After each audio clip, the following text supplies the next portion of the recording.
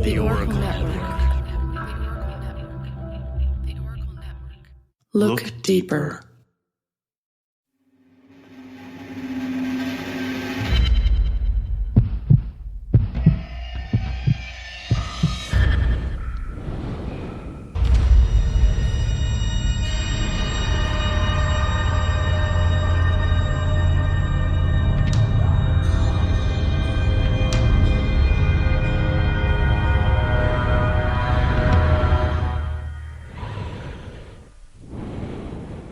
Welcome to Brew Crime. I'm Mike. And I'm Beck. And I'm Nina. All right.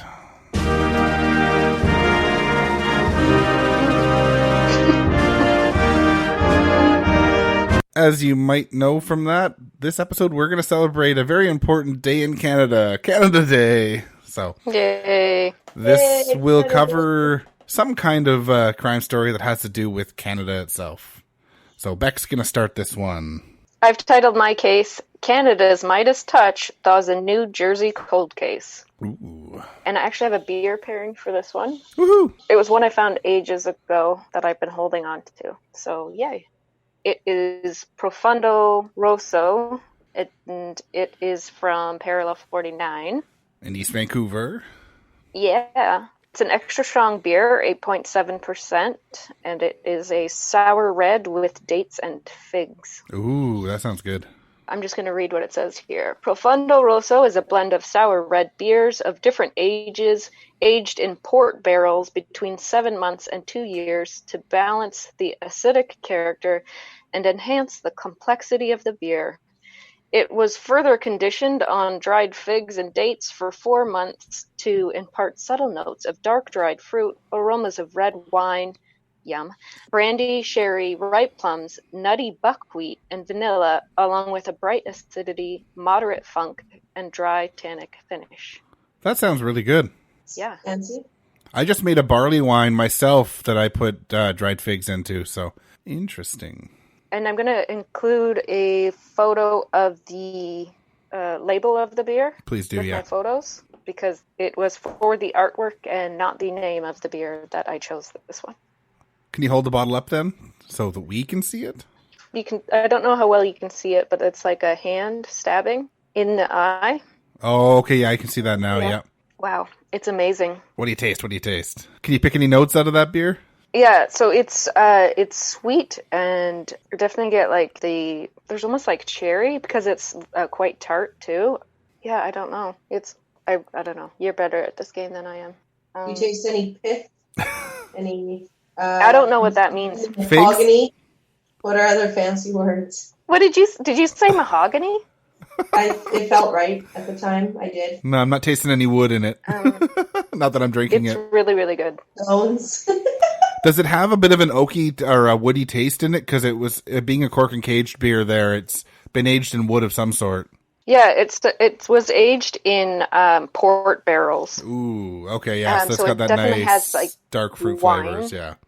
Yeah. I'll have to try to find a bottle of that then. That sounds really good. I got it at the tasting room in East Van. Okay.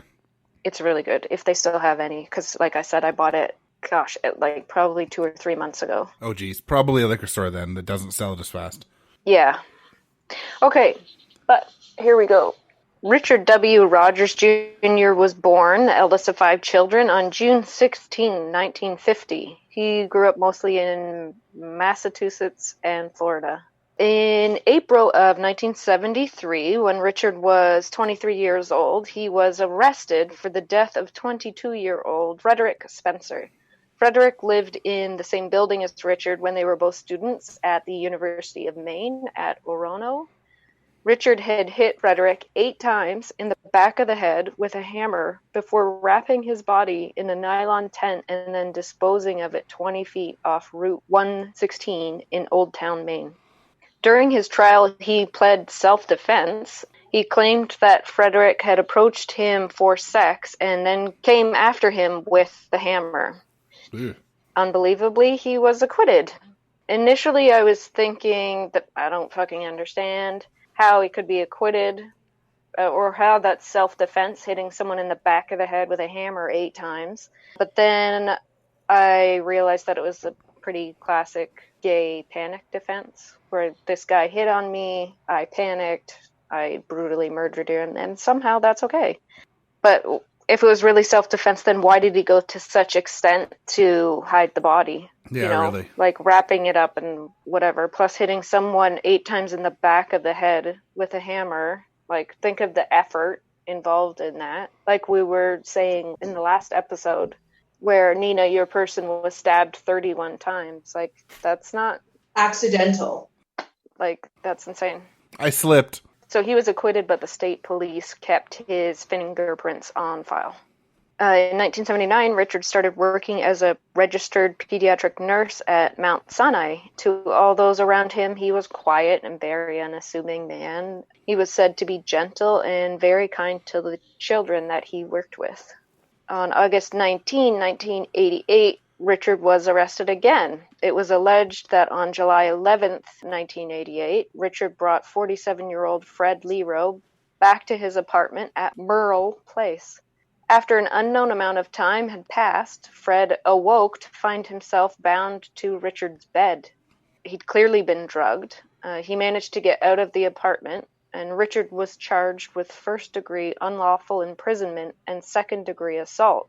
In 1990, the case went to a bench trial, so I'm sure you guys know that means that it's a trial with just the judge and no jury. Not only was Richard acquitted again, but he somehow managed to get the case sealed. So in New York, this meant that his record and fingerprints gained from this case would not be placed in the state database. So, like, I don't understand what is the power that this guy has over the judges, you know? It's bizarre. Very bizarre. July 10, 1992, maintenance workers made a gruesome discovery at a Garden State Parkway rest area. When the worker first picked up the bag, he thought there must be like a pumpkin inside just because of the general shape and the weight of the bag.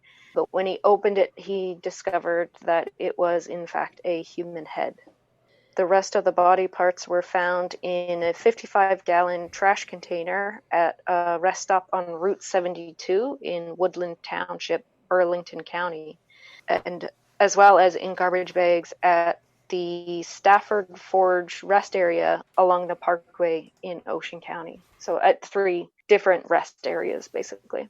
The garbage bags also contained blood-stained latex gloves, a sheet, and a shower curtain, as well as a hacksaw. Oh, jeez. Ligatures on the body indicated that the man had been bound shortly before dying. The body was then disarticulated. Do you guys know what that is? Disarticulated?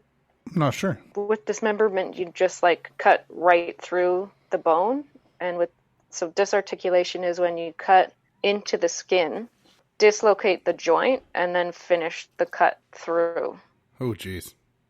Yeah. I don't know if that's better or worse. I know. So, but it obviously had to be someone who knew what they were doing, right? Who knew about the human body. Mm-hmm. So the body was found in 7 parts. So the legs, the arms, the torso was cut into 2 parts, and then the head. The bags and the body parts had been thoroughly washed before being disposed of. The victim's wallet was also in one of the bags. He was 57-year-old Thomas Mulcahy. He'd been stabbed 3 times in the chest and abdomen before being dismembered. Jeez. The investigators went to talk to Thomas's wife, Margaret. They'd been married for 33 years and had 4 adult children. She let them know that he had been in town to give a business presentation at the World Trade Center. She also told them that at some point in their marriage, her husband had started experimenting with homosexual sex. The investigators checked Thomas's ATM transactions and then canvassed the area where his card was last used. And he'd been seen at the Townhouse Bar talking to a Caucasian male. So the Townhouse Bar is a gay piano bar that's in New York. Or it was. So when he was last seen, he was there talking to a man, but no one knew who this guy was. And Thomas was intoxicated. But I mean, he was in a bar, so. Yeah, of course. You're supposed to be intoxicated. So when the sighting didn't pan out, the investigators tried to track down the gloves that they had found in the trash bag, and they were traced back to a CVS store on Staten Island. The store also sold the same garbage bags that the body parts were found in, but unfortunately the trail ended there because they couldn't find out who had bought them, you know. The investigators wouldn't have to wait long before new evidence presented itself, but unfortunately it came by way of another body being found. Anthony Marrero, 44, was last seen near the Port Authority bus terminal in Manhattan in May of 1993. His remains were found in 6 garbage bags off Crow Hill Road in Manchester Township. He had been stabbed 6 times in the back. The garbage bags were traced back to 11 Acme stores, including one located in Staten Island near the store where the Thomas Mulcahy gloves were purchased. The similarities between the 2 cases were shocking. There was the same ligature marks, dismemberment, disarticulation, the garbage bags were the same, and the victim was gay. Jeez. There was no DNA recovered from any of the bags. Super glue fuming got partial fingerprints from the shopping bags, but there were no hits in AFIS. AFIS is the Automated Fingerprint Identification System, and both cases went cold at that time. There was no further movement in the case until 2000. Thomas's widow, Margaret, had been urging the police to continue investigating, and the investigators found out about a new fingerprint technology being used in Toronto, Ontario, Canada.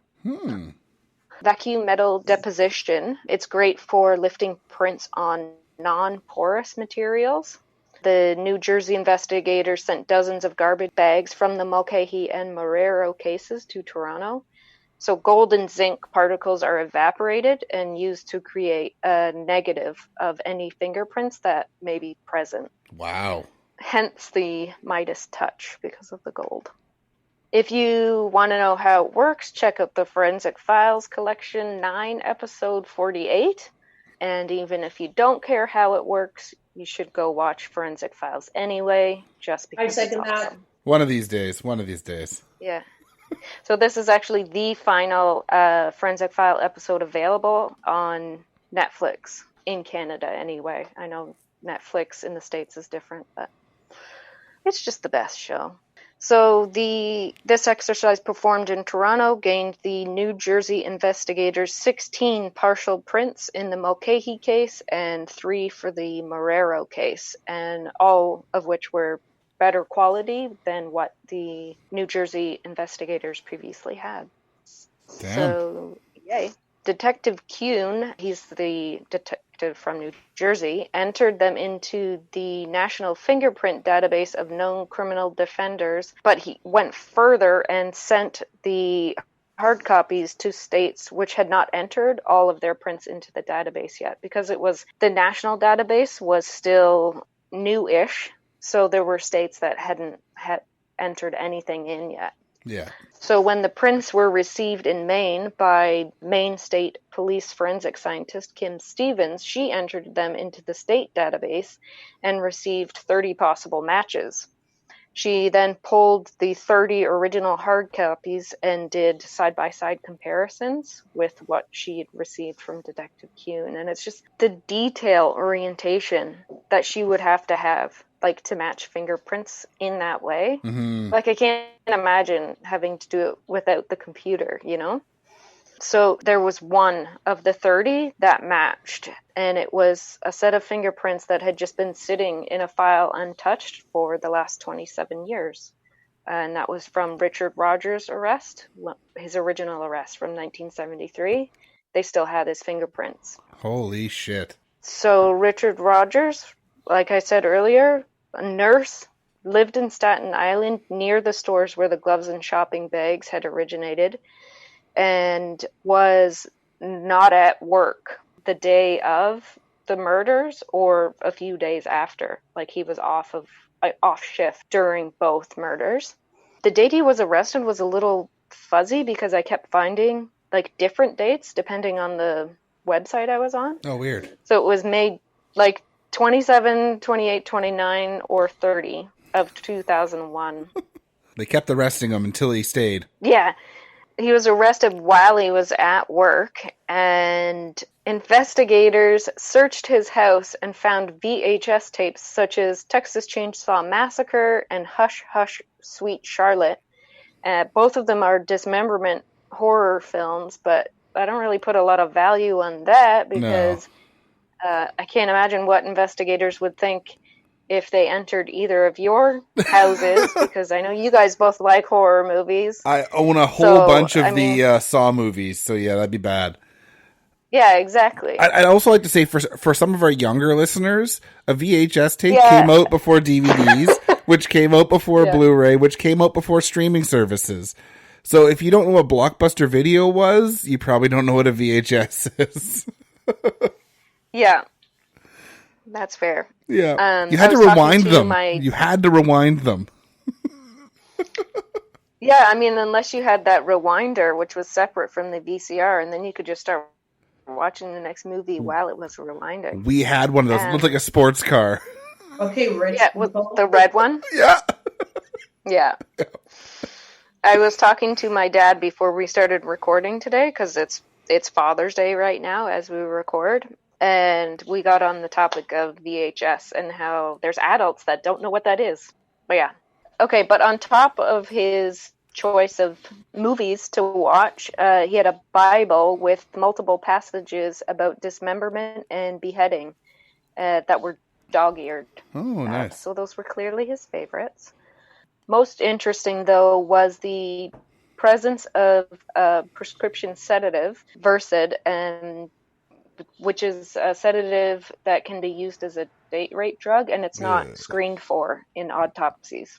He also had photographs of unknown men that had stab wounds drawn onto the photograph. So that's just fucked up. That's not creepy at all. Yeah. In spite of being offered a plea deal, Richard pled not guilty, and the case went to trial in October of 2005. In his opening address, Richard's defense attorney, David Ronk, suggested that his client's fingerprints prove that he did nothing more than carry bags in which mutilated body parts were found. Oh, is that all? Just carry, because who hasn't, right? No, of course, yeah. So that's yesterday, fine. Of course, right? Okay. Yeah, nope. After 4 weeks of trial and less than 4 hours of deliberation, Richard Rogers was found guilty in the murders of Thomas Mulcahy and Anthony Marrero. January 2006, he was sentenced to life in prison, no chance of parole, until 2066, when he'll be 116 years old. Nice. So good luck with that, you dick. Hopefully some medicine gets better, I guess. Yeah, maybe. I mean, if cartoons have taught me anything, we'll be heads in, like, fish bowls, but still talking. Yeah. So he, of course, appealed, but this was unsuccessful. Richard is a prime suspect in at least 5 other murders, so I'm just going to give you quick blips on some of those. In April of 1982, Richard was in Florida for his college reunion.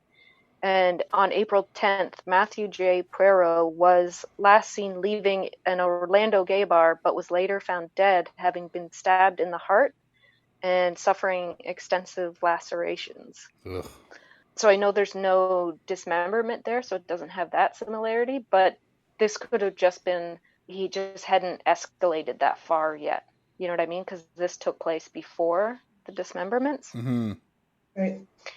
In November of 1986, the body of 26-year-old Jack Franklin Andrews was found dismembered, wrapped in quilts, and placed in garbage bags at a rest stop on Route 8 in Litchfield, Connecticut. His head, legs, and penis were never found. Investigators tracked his last known whereabouts to a rest stop along I-95 in Fairfield the day before his death.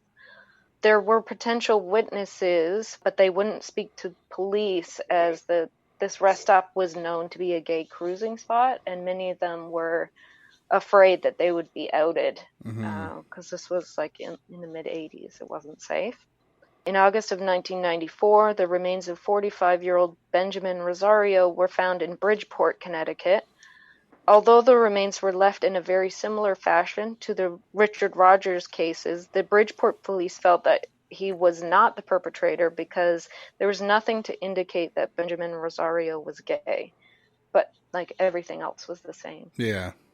In 1991, 54-year-old Peter Anderson was in Manhattan for a political fundraiser and visited the townhouse bar. His body was later found in 8 garbage bags at a rest area in Lancaster County, Pennsylvania. This is a really horrible detail, but his penis had been removed and stuffed into his mouth. Oh. Yeah, so I'm not really sure why they didn't go ahead with this final case, because it was during the same time as the other two, and it had been part of the plea deal he was offered, was if he pled guilty to this one as well. Mm-hmm. But he didn't take the plea deal, and then they didn't actually go ahead with this case. Weird. But on July 31st, 1993, the head and arms of Michael Sakara were found at a rest area known as the Lookout off Route 9 West in Haverstraw, New York. His legs and torso were found August 8th, about 8 miles north in Stoneleigh Point. Michael had last been seen leaving the Five Oaks in Greenwich Village on July 30th, 1993. And that's another gay bar in the village. The bartender remembered seeing Michael leave with a man that Michael had introduced to her as a nurse that worked at St. Vincent's. She didn't remember his name, but did remember his face. She worked with a sketch artist to provide a sketch, but to be honest, the sketch looks nothing like Richard at all. They so often look way off. I know, right? It honestly looks like Michael Jackson in the Thriller video. Oh, God. I've included pictures of Richard on the website, and you'll see this sketch as well, and you'll see what I'm talking about. Just go look. Detective Kuhn tried everything to keep this case going. He even got his family to help distribute sketches to all local hospitals, but it just didn't lead anywhere without new evidence to connect it to Richard or to whoever the perpetrator was. This case went cold, as did the other 4 that I mentioned. So they're still technically unsolved. Yeah.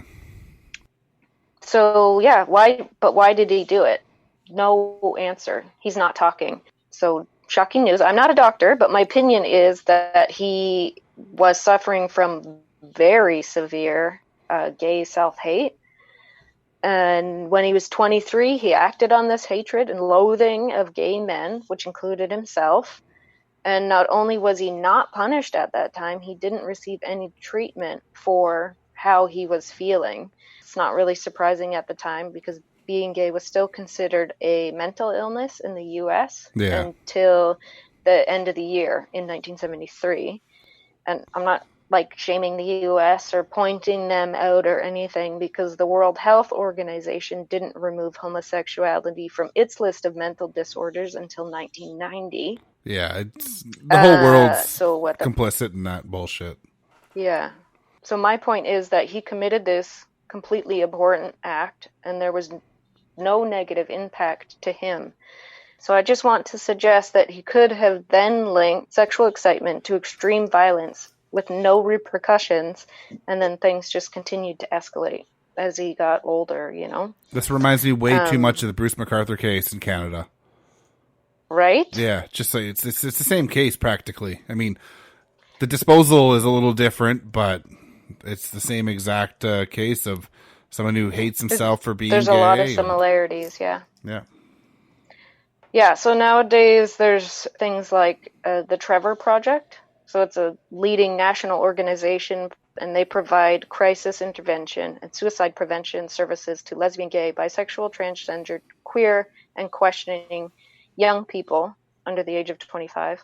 It's 24/7, and there's multiple options for anyone who needs to talk to reach out and get help before something bad happens. Mm-hmm. Let's say that. Yeah. But yeah, that's my case. Quite the case. Mm-hmm. It's really sad. It's always sad when this kind of stuff can happen and they can just keep offending and keep offending. At least he was caught. Yeah. But I think until there's a change in reform and you understand more things that are going on, like it's just going to continue happening, right? Like they had 2 opportunities in the 70s to get this guy. Yep. And you can't Didn't blame happen. the judges, obviously, or anything. It's you're blaming the system, right? Like, Yep. I don't know. Same when you were saying like national database. How is it? I appreciate that it's something new, but it should have been a mandate. Okay, so we're going to implement this national database. Everyone must upload everything they have up until X date. Like, what if that one lady wasn't diligent? Then what? Yeah. Or if Detective Kuhn hadn't made sure that he sent the fingerprints to all the agencies that weren't yet on the national database. Yeah, Then there what? would have been a thing. So it's just disappointing, and you hope that times are changing and that we're getting more aligned on these procedures and things like that. So Yep. yeah, Fingers crossed. can only hope for better. Mm-hmm. All right. Well, we'll get ready for the next one then.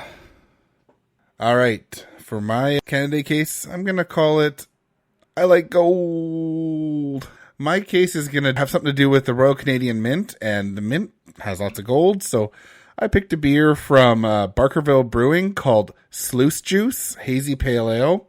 And if you don't know what a sluice is, sluices are long, narrow boxes that water passes through when put into a creek or stream. Sluicing is a method of separating and recovering gold from place or gravel or by the use of running water. So, sluice juice. Like when you're panning for gold, right? No, the sluice is where you run water through all the gravel and the gravel falls out and it keeps the gold because the gold's heavier or some shit. So it's not quite the panning for gold. It's a little like step up from that. Yeah, it's like the I don't know, not industrial version. Anyway. Yeah, no, more industrial version, basically. Yeah. Yeah. So it says on here, much more than its humble structure reveals, in the hands of a gold miner, the sluice box carried dreams of untold riches. Every slosh of glittering sediment floating through its gates carried the potential for a better life in a new land. Alas, you won't need to pan for the treasure already in your hand.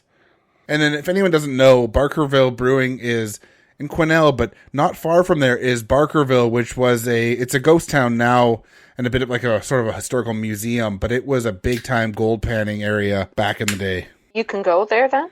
Oh yeah, it's a neat place to visit. You never been to Barkerville? No. Oh really? I heard it's a ghost town. Yeah, it is a ghost town, but it's really more of a sort of a museum. Lots of people go there. It's nice and hazy, the beer, off-white head, got really fruity nose on it. Yeah, it says here, amazing a bounty of apricots, peach, and tangerine aromas. Sluice juice is a hazy golden juice bomb that rewards your taste buds with riches of fruit-forward flavor. And it's definitely all that in the nose. That sounds amazing.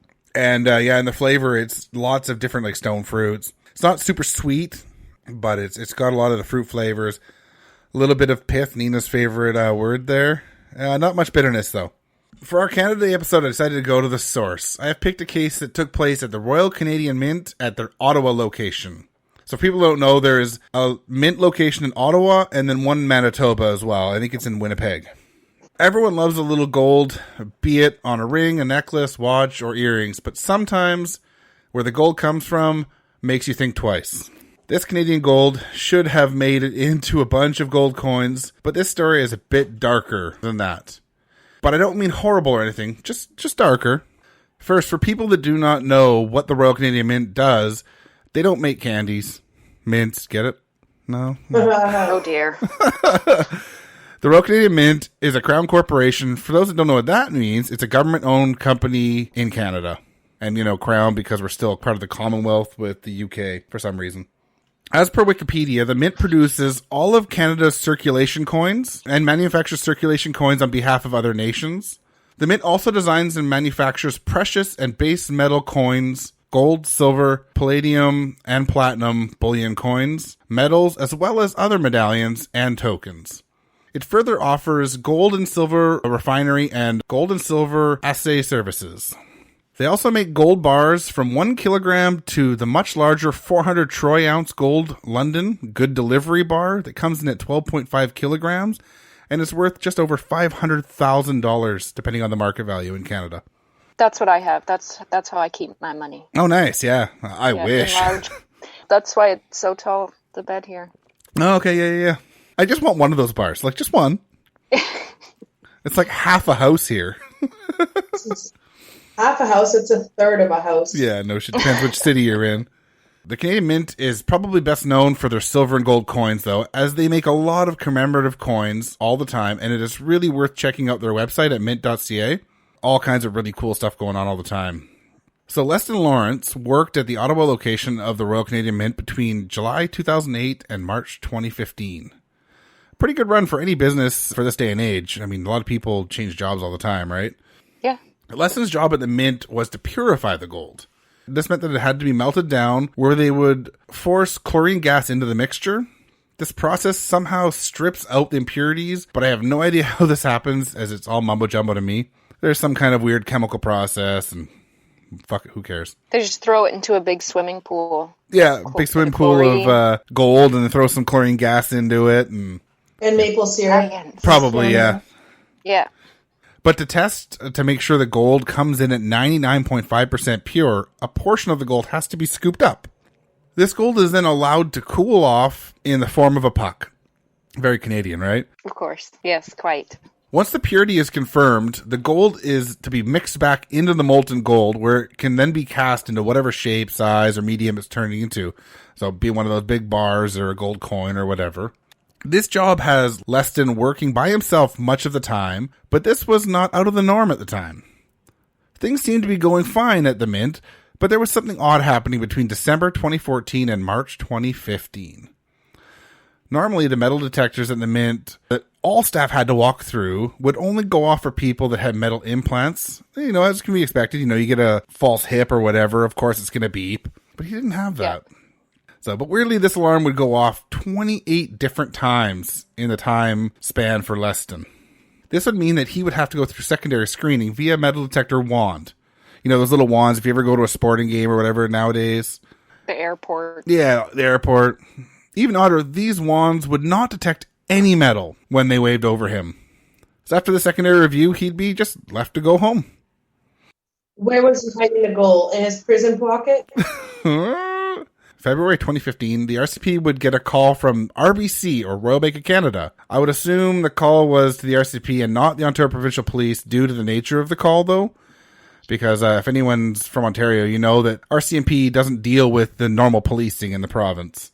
Except for in remote areas that aren't typically covered. There you go, but this is Ottawa, so yeah, not remote area. Capital of Canada. Right. A teller at the bank was helping Leston cash 2 checks for $7,992 and $7,269 from Ottawa gold buyers. That's not questionable. Yeah. He told the teller that he had sold some gold nuggets to help his parents. The problem with this is that the teller noticed that Leston was an employee of the Mint. This is where the investigation would begin. They'd put him under surveillance, and this is where the police would see him go to the gold buyers and bank that called the RCMP. There would never be any video evidence of him stealing the gold, but they did find compelling evidence other than the checks. So I mentioned that they would test the gold by ladling it out and letting it harden. Well, he would pocket the gold instead of putting it back into the molten gold. They never thought this would happen, so there was no cameras where he worked. I mean, what an oversight, right? How is there not cameras everywhere? There is now, I'm sure. Yeah.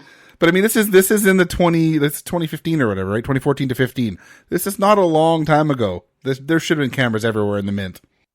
Yeah. Trusting Canada. They never thought that this would happen, so they had no cameras where he worked. Here he would go to his locker, where he would grab some latex gloves and Vaseline. That's where they were both located. Now he would begin what I'm going to call Operation Keister. Oh my God. I knew it! Yes! Prison pocket! He would shove these gold pucks where the sun doesn't shine. Oh my gosh. He would end up being charged with stealing 22 of these pucks and would fence 17 of them and was caught before he could fence the 18th. Oh my God. The pucks would come in between 392 and 264 grams, meaning each would be worth between $6,800 and $9,500 each. Wow. So that's some expensive suppositories. Oh. Ew. He must have been happy that gold buyers didn't ask any questions at all. Because, fuck, I would not want to know that came out of his butt. From the sale of these 17 pucks, he netted $130,000. Nice little sum. Wow. They would also find the other 4 pucks, and these pucks came in at $27,278. He would have made an additional $7,966 from the 1 puck that was seized from the seller, but that check never cleared. So this is a quote from a CBC article about this charge. There was no video evidence of Lawrence stealing the gold from the mint. Lawrence was found guilty of stealing the 22 pucks from the mint on Sussex Drive in Ottawa, and of laundering 17 of them through Ottawa gold buyers. Sorry, Mike, you said the weight, but did you say like how big these pucks are? They are between 264 grams and 392 grams. I'm not sure exactly how big that is, but pretty big. I don't know either. Yeah.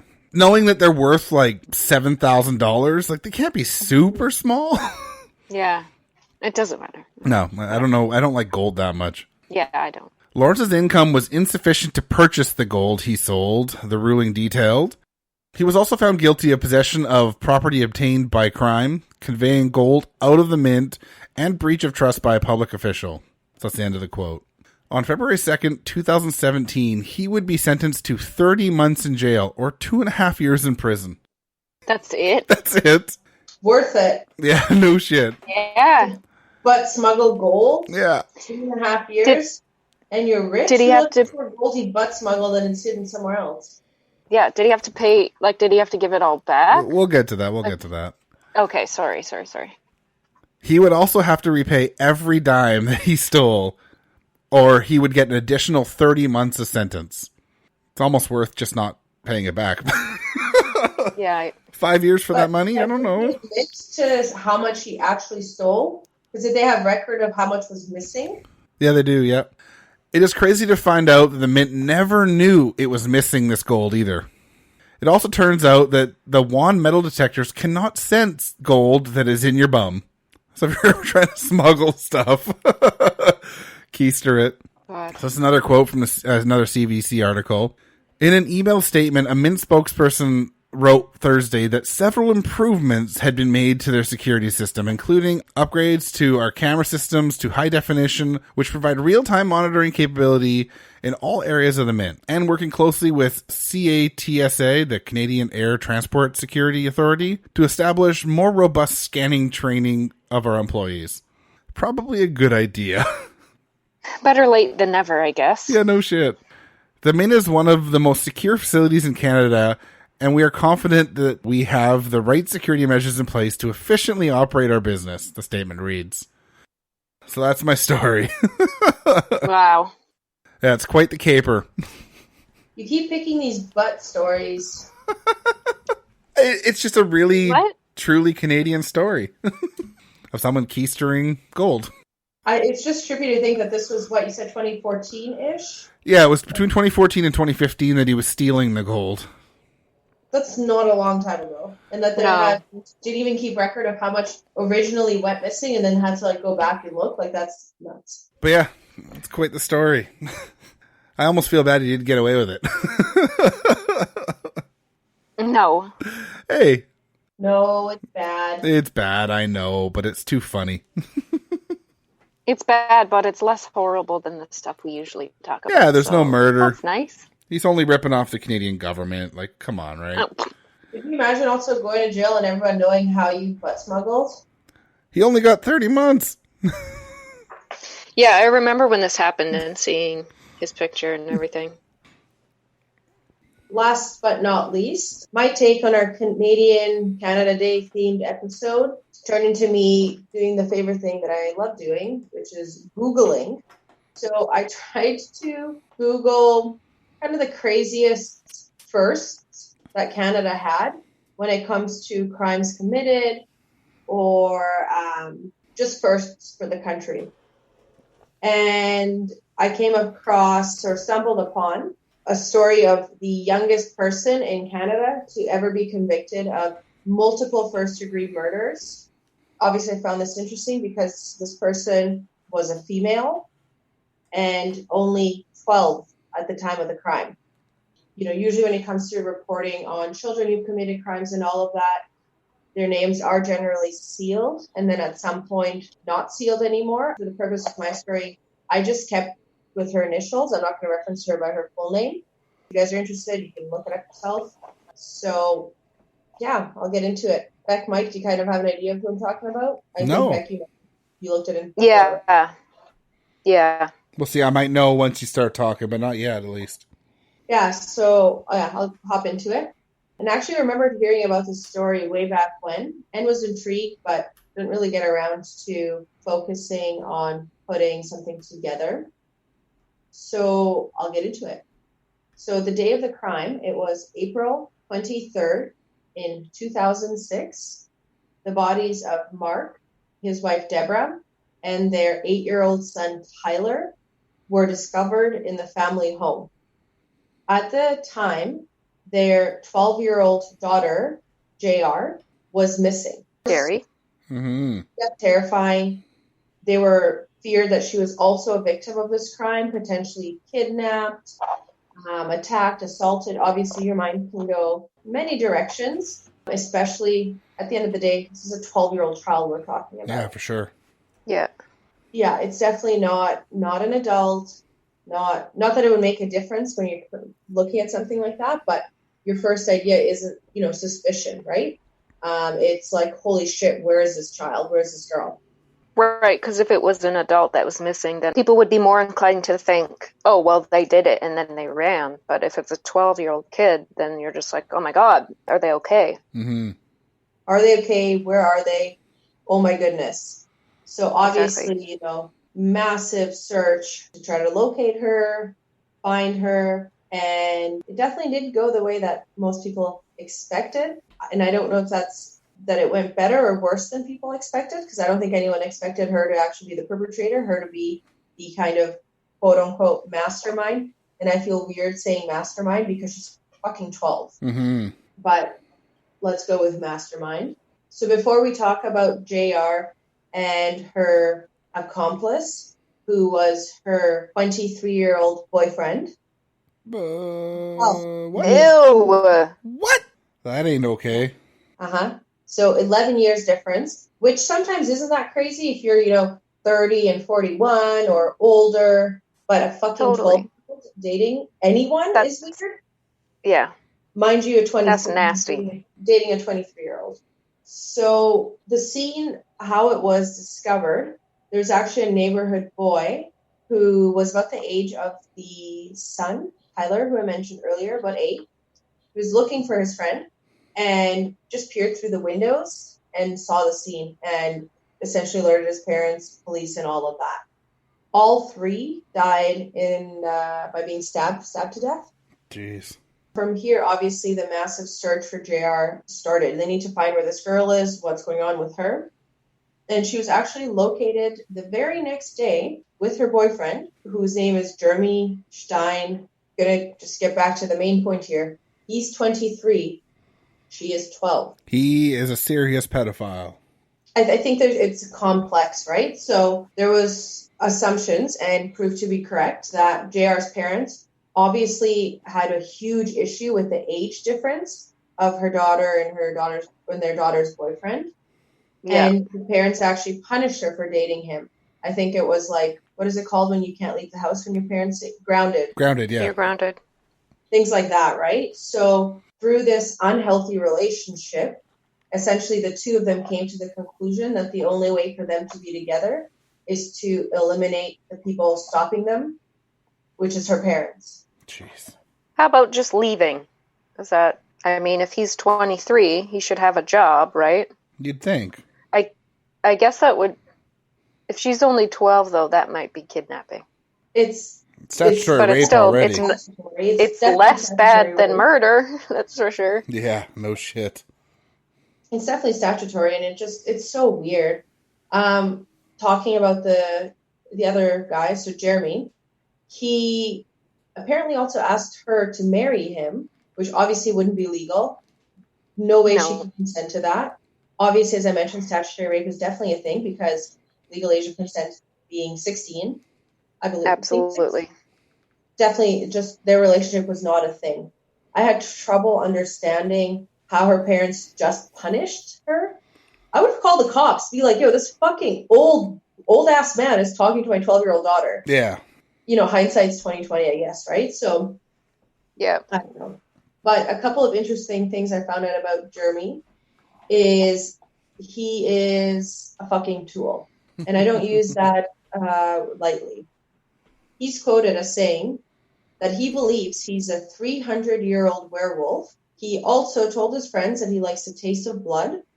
And he actually even wore a small vial of blood, his own blood, around his neck. Someone's watching way too much fucking Twilight. Does he shimmer in the night? Listen, I love Twilight. I can quote most of the movies. Never have I once thought I was a vampire or a werewolf, or did I want to taste blood, or wear blood around my neck, or think that Edward or Jacob would date me. I've maybe lied on the last one, but everything else is true. And why would you carry your own blood in a vial around your neck? Like, you're carrying it around all the time. You don't need the necklace. It's in your body. You think, yeah. I don't know. Leave that to Angelina Jolie and Billy Bob Thornton when they were together wearing each other's blood in vials. That actually makes more sense. Yeah, it does, yeah. Sadly. Obviously, this guy was off his rocker and needed a lot more support. And I'm not saying that he needed to be, in some type of psych hospital or something, but he definitely needed care that he obviously wasn't receiving, which escalated into this, I don't know, if you're not happy who you are, be someone else, right? And his someone else, unfortunately, was a 300-year-old werewolf. I don't know. Fuck, shit's That's weird. so weird. Well, I mean, hey, all of those vampires from those teen novels are all pedophiles, too, because they're all these, 300-year-old vampires that are dating teenage girls, so it's not a big stretch. It's messed up. Yeah. But she's not even a teenager, man. Yeah, preteen. Yeah, it's preteen. You know what I mean? Yeah, so he had accounts on a website called vampirefreaks.com, and there's lots of speculation of how the two of them actually even met, because at what point did their paths cross? So when she was 12 years old, when Jared was 12, she was attending a rock show, which who the hell takes their 12-year-old daughter to a rock show? But this is where Jeremy and him started talking. And then they ended up connecting together on Nexopia. So I don't know if you two, like Mike and Beck, if you guys know of Nexopia or what it is. No, I don't think so. Doesn't ring a bell. It was pre-Facebook. I had an Nexopia account. Basically, you can have your picture. You can customize your, kind of like MySpace, but cooler. I remember MySpace. I was on MySpace and Friendster. Yeah, so it was I remember MySpace. Then Nexopia was really big in Canada, and then obviously Facebook just fucked us. But there was lots of conversations between the two of them back and forth there, how they're soulmates, they're meant to be together. It's just bad news bears all around. They also found some stuff that obviously Jeremy had a difficult upbringing. He was raised with reportedly really alcoholic, abusive mother. And that part of his conversations with JR was, he's just looking to love and to be loved. And he found that in her.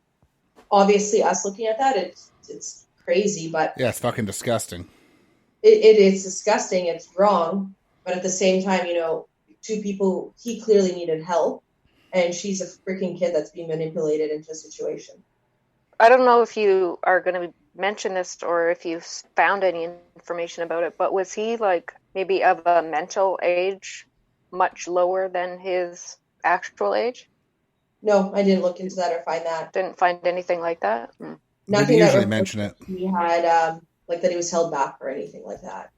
Just curious. I'm not trying to make an excuse for him or anything. It's horrible. Period. No, but I think it's fair to assume that, obviously he was having some mental health problems, right? But to what extent and to what extent could his, could he have been stunted in growth and all of that? I don't know. But if obviously having an abusive alcoholic mother, obviously she's drinking during pregnancy too. It can have so many different type of effects on, him as a whole. Obviously, it doesn't dismiss what happened, but I found that this case kind of bothered me because it's just like, well, they're just a bunch of like sad circumstances that came together in a perfect storm, and this was the fucking outcome. Yeah. Yeah, no, it was pretty bad. Obviously, both of them were found guilty of the triple homicides, first degree. JR was questioned about it, and she was quoted also saying as she didn't actually want to kill her little brother, but while Jeremy was stabbing her parents to death, she figured it would be better for him to also die than grow up without parents. So she killed her own brother. Wow. Oh my God. That's an interesting way to look at it because she's ending up without parents. But I guess she has Jeremy, so that makes it better because he can be a substitute for that. I don't know. A lot of it is just a bunch of red flags and just doesn't make any sense. Yeah. She's just looking them as obstacles at that point, not as her parents, so. Mm-hmm. Yeah, I mean, she definitely, there's like reports of how she seemed like your basic, pretty white girl growing up, nice, modest family, nothing. And then all of a sudden she just switched to like a super goth look, went to, a different road. I'm not saying anything against the goth look or the goth culture, but I think for a 12-year-old to have a massive personality change, regardless of what the change was, is something that needs to be considered and looked into because it's, why are these things happening, right? Like where were the parents, right? Like why was she out hanging out with 23-year-old boys when she's 12? Yeah, that's it crazy. Seems kind of odd. I don't know, but kids can lie and can be pretty damn good at lying. So, I don't think we'll obviously ever know the full story of how much her parents tried to offer her help. Obviously, they did try to punish her for being out with him. So it definitely doesn't sound like they condoned any part of the relationship. It's definitely really crazy, really sad story. It's five lives lost for nothing. Yeah, so Jeremy obviously was sentenced as an adult. So he's eligible for parole after serving 25 years. JR received the maximum sentence she could receive as a juvenile as a kid, which was a 10-year sentence. This was completed on May 6th in 2016. So as far as we know, she's out. She's hasn't been appeared to the news, nothing like that. He's still in jail. Wow. Well, that's good at least. It is, but I think like it's hard to just blame him or her because obviously they both seem to have not been functioning well in society and with some of the things that were happening to them. True, but she was so young, so impressionable, right? At 12 years old, like I don't want to say that she shouldn't be held accountable because she should be, right? There was all the messages where, well, the only way that they can be together is if, they get rid of her parents and all of that. So that's definitely not a way of thinking. And I think at that age, you can be responsible for many things, but I've had trouble with people calling her the mastermind and just looking at it that way because it's 12. Yeah, no, I'm sorry, but at 12, no. Let's say she was the mastermind. The idea that this 12-year-old girl has control over what a 23-year-old man does is ridiculous. You know what I mean? Yep. Well, that whole relationship was fucked up, right? Like that shouldn't have been a relationship. Oh, yeah. Oh, yeah. So, but I think it is what it is. And, I hope that he's getting the counseling or the support that he needs in prison and that, her time in jail, that she was able to hopefully finish high school, she would have been, I guess, just getting into high school and, gotten the support that she needed. And what do you do with your life then, right? Your family ties? Yeah. You don't have any. I don't know. How do you recover from something like that at such a young age? Yeah, I have no idea. He was sentenced at 13 in jail for 10 years.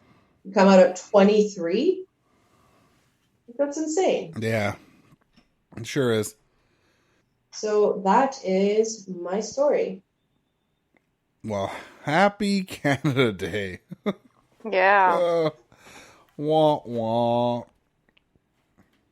Well, it was nice that we all picked very different stories. Once That's again, for sure. Yeah. that's good. You know, one's super uplifting. Canada has a great new technology to help solve a crime. One is a goofy one, and one is holy fuck. Well, we did done good. We did done good. Great English. Thanks for tuning in. If you want to tune in, go to any podcast app and look up Brewcrime. You can go to brewcrime.com to find our website to get all of our sources. If you want to email us, you can go to brewcrime@pacificbeerchat.com. If you'd like to buy some of our merch, we got all kinds of crazy merch. Go to brewcrime.threadless.com.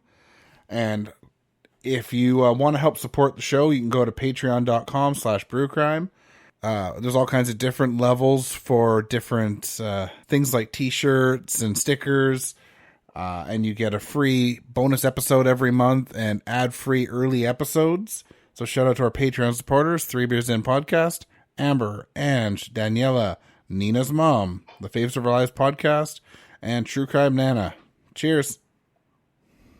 Bye. Brewcrime's intro was created by Mike using Creative Commons Attribution licensed audio from purple-planet.com, soundbible.com, and freesoundeffects.com. Logo design was by Ben Greenberg. All cases and stories were written by Beck, Nina, and Mike, and our sources are put into the show notes for each episode. We always want to give credit to the people that research the cases we talk about. Check out our store at brewcrime.threadless.com, where you can purchase swag like t-shirts, phone cases, beach towels, and all kinds of cool stuff. We can also be found on your favorite podcast apps, our hosts, Spreaker.com, or brewcrime.com, as well as at Brewcrime on Twitter, at Brewcrime on Facebook, at facebook.com/groups/Brewcrime. Thanks for listening. This has been a production of Pacific Beer Chat.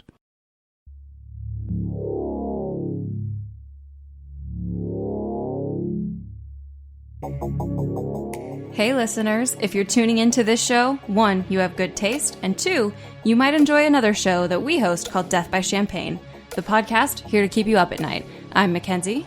And I'm Olivia. We have topics in all realms. From the reality of true crime to the depths of the occult, we have dozens of episodes to binge that range from hair-raising scares to infuriating miscarriages of justice. We've covered everything from the origins of Satan to the crimes of an unidentified serial killer in our hometown of St. Louis.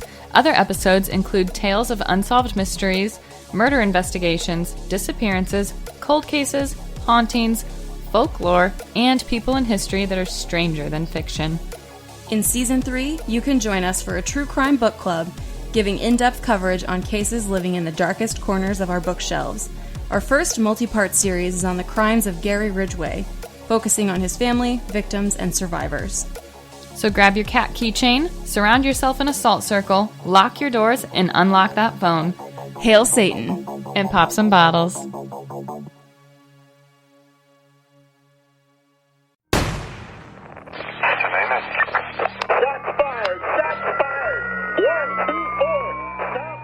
Hey everyone, this is Prash, host of Prash's Murder Map. Pack your passport and jump on a plane, because I'd like to take you on a journey to investigate some of the most heinous, macabre and enigmatic murders across the globe and throughout history. We'll look at forensics, psychology and more as we dissect solved and unsolved cases like Australia's Frankston Killer and a murderous family on the American frontier. If you'd like to give my podcast a try, you can find me on all major podcast platforms and YouTube. Hope to see you soon. Fucking hell. The surprise is gone. Not that it's a great surprise. It was last minute. I'm like, I gotta get the old Canada theme up. All right, let me get that set up again. Fucking hell. So my case I've titled... Nope, that wasn't English. It's blurry, sorry. Good old webcams. I could adjust. Yeah, I can't. If I had a third hand, I could adjust it so that it wasn't blurry, but I don't. So here we are. Third hand reaches out. Okay. Boop. Ah! Is that right? For Massachusetts? I feel like I'm saying it wrong 100%. No, I think it sounds right. Sounds right. Yeah. And on a previous episode, Nina and I agreed that it's pronounced massive two tits. Massive two tits, yeah. Which episode I can't unhear it since that one episode when we came to the conclusion it's massive two tits. I can't unhear it. But on anything what I ever see, I'm like, oh my god, I shouldn't be laughing at this right now. Yeah. As I was typing it, that's how I heard it in my head. Yeah, so investigators searched his house and found I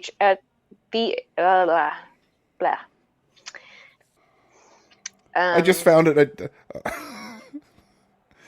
rewinder, you found it? Yeah, there it is. It was great. Nina's just shaking her head at Mike and I. I'll put that on the website. Okay. Have you guys seen that really awful recreation of that Jesus painting? Where the guy restored a painting and it was supposed to be Jesus. Yeah. Oh god, I'll find it. Okay. He claimed to be like this amazing recreation, or like a guy that could like restore things, and it's awful. I did see that, yes. I haven't seen it, so I will look at that. So there's pictures of... One second. Oh, wow. It's terrible. That's an artistic point of view. Yeah. Mm-hmm. Yeah.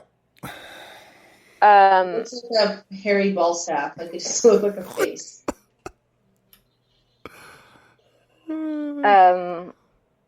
What's that from again? Isn't it like what was that really bad knockoff of James Bond, International Man of Mystery?